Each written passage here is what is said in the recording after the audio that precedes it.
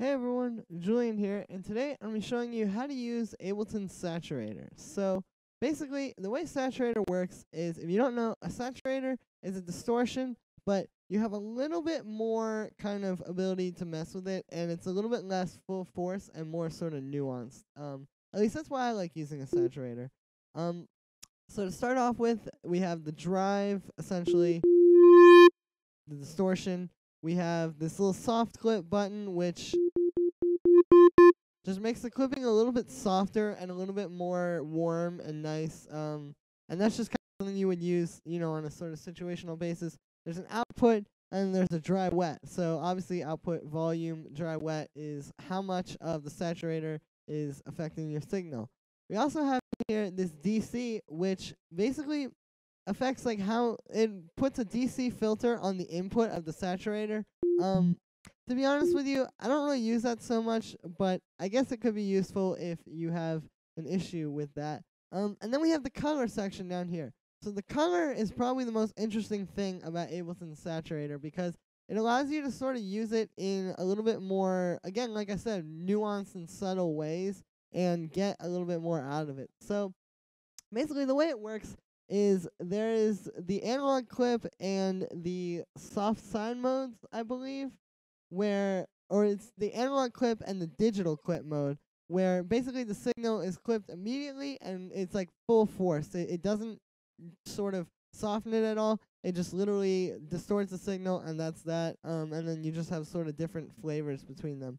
What these other ones do is they basically have varying levels of distorting the sound, but they all do it a little bit differently. So you can play around with those. I mean, I'll show you, like, if you start playing around with these settings. Let me turn this output down a little.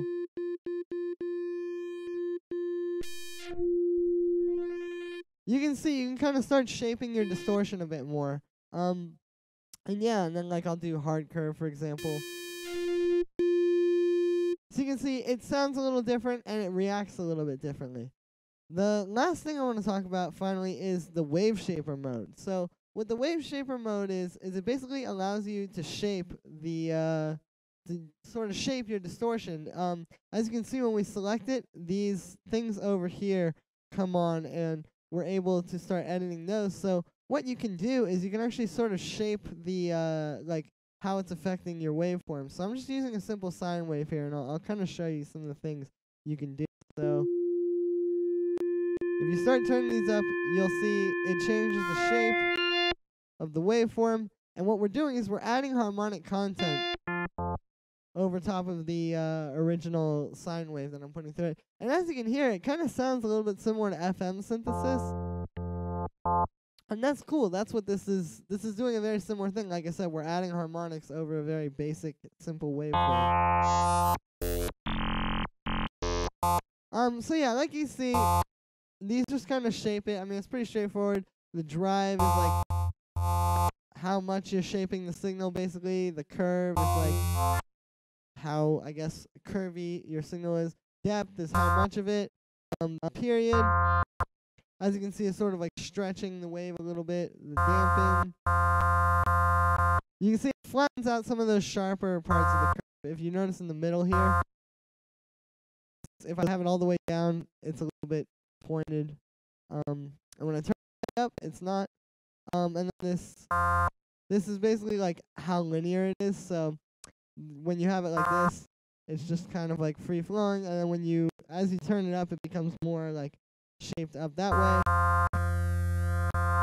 And then you have the same kind of control with these effects as well. So anyway, that's gonna be it for today, guys. I just want to make a quick and practical video about how to use Saturator without too much like sort of crazy technical stuff that could go over some people's heads. If you watch this, you should be able to at least use Ableton Saturator somewhat effectively. And that was my goal. So thanks again, guys, for watching this video. Make sure to like, subscribe, and maybe even share the video if it really helped you out. Make sure to also let me know what you think in the comments, and I will see you guys again tomorrow for another tutorial.